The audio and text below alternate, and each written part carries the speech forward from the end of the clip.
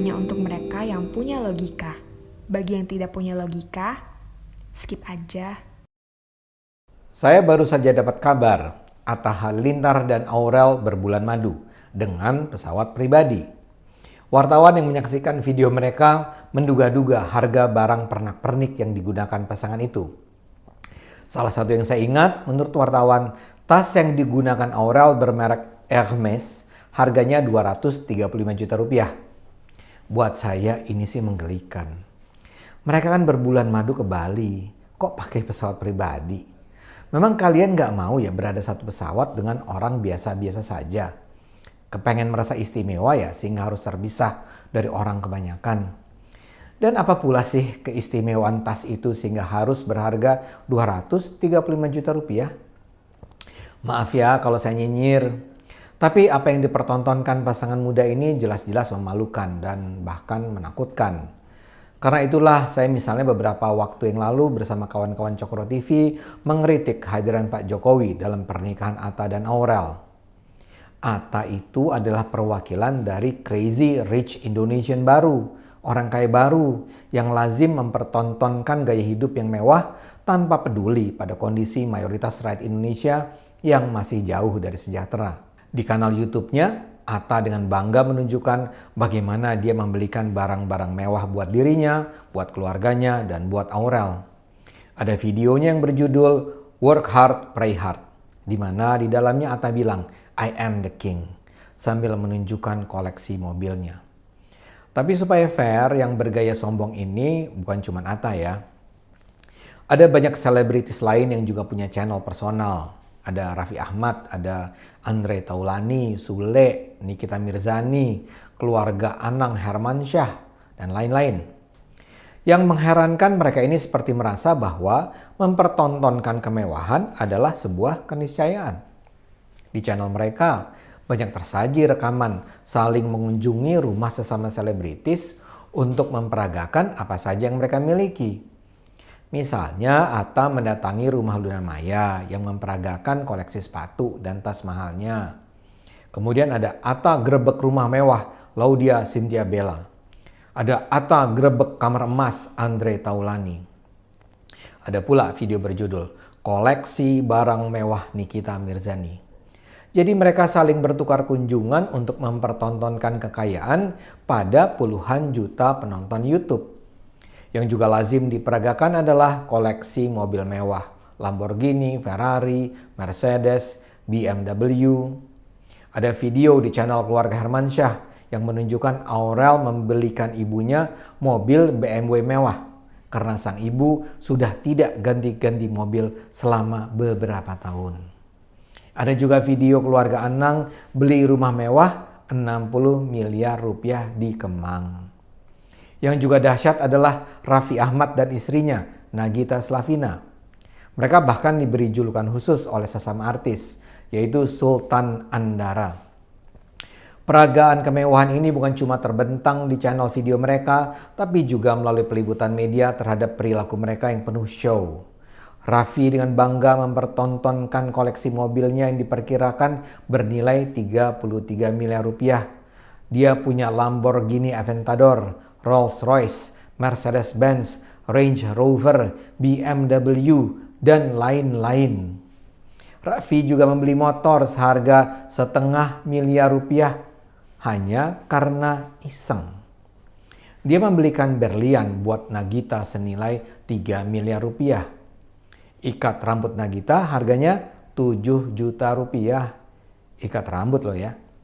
Harga sendal jepit Nagita 6,9 juta rupiah, sandal jepit loh ya. Hadiah ulang tahun untuk Nagita dari istri Baim Wong, Paula Verhoeven, adalah earphone senilai 17 juta rupiah. Pameran kemewahan ini juga bahkan sekarang hadir di medsos yang populer di kalangan anak muda TikTok. Salah satu yang sedang naik daun adalah Siska Cole. Perempuan berusia 20 tahunan ini rajin mengupload kecakapannya mereview kuliner mahal. Dia menampilkan kaviar 20 juta rupiah, duren 10 juta rupiah, kepiting kegani Jepang 5 juta rupiah, stroberi 1,2 juta rupiah, Oreo khusus edisi Valentine 2 juta rupiah, dan seterusnya, dan seterusnya, dan seterusnya. Begitu juga mesin pemanggang roti 10 juta rupiah dan mesin grill 55 juta rupiah. Ini semua buat saya memalukan dan membahayakan. Radikalisme keagamaan jelas adalah ancaman buat Indonesia.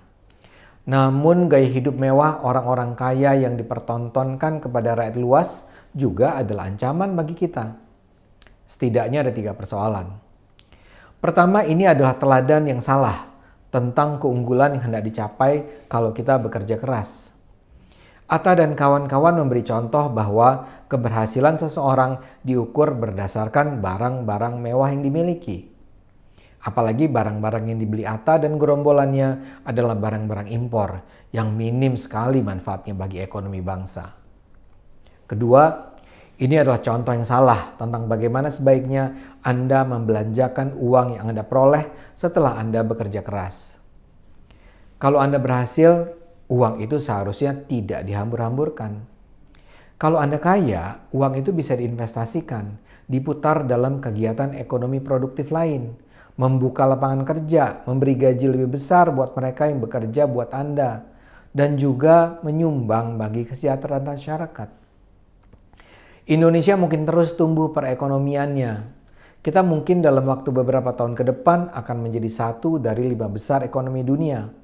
Tapi jangan pernah lupa, jumlah orang miskin di Indonesia masih sangat banyak.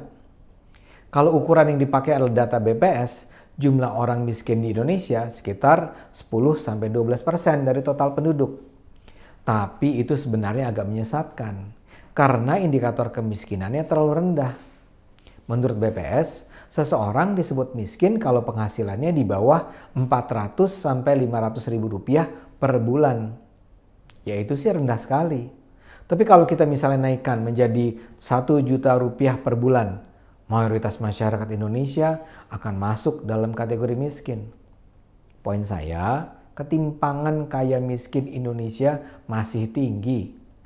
Karena itu uang tidak boleh dihambur-hamburkan, melainkan harus digunakan dengan cara seproduktif mungkin agar bisa meningkatkan kesejahteraan mereka yang masih miskin. Dan alasan ketiga, ini adalah gaya hidup yang bisa menimbulkan kecemburuan dan kemarahan masyarakat. Dalam ilmu sosial dikatakan, mereka yang datang dari kelompok ekonomi lemah menjadi frustrasi bukan karena kemiskinan mereka.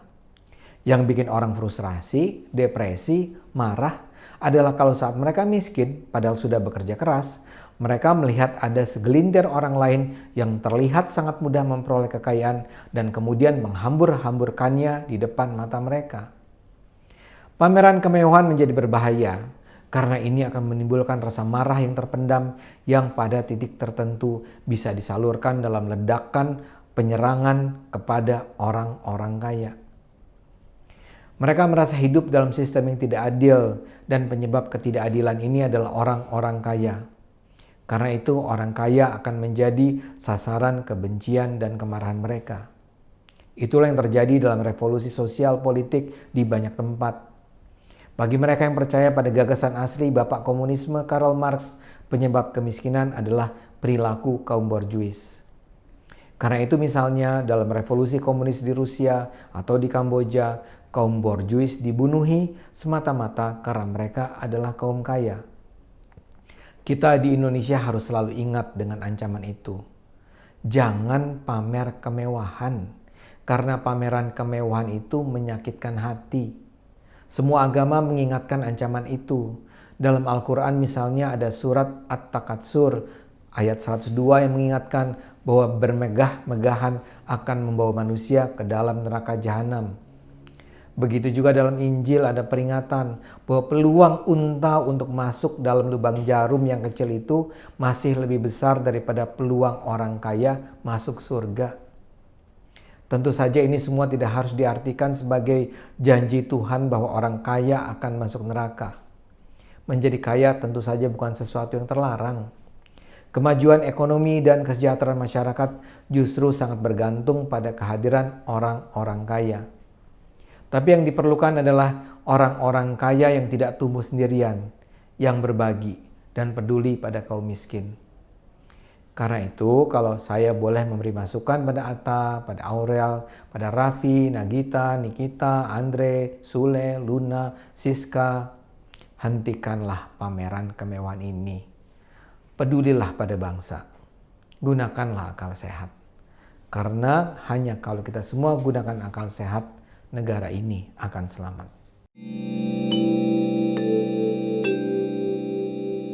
Video ini hanya untuk mereka yang punya logika. Bagi yang tidak punya logika, skip aja.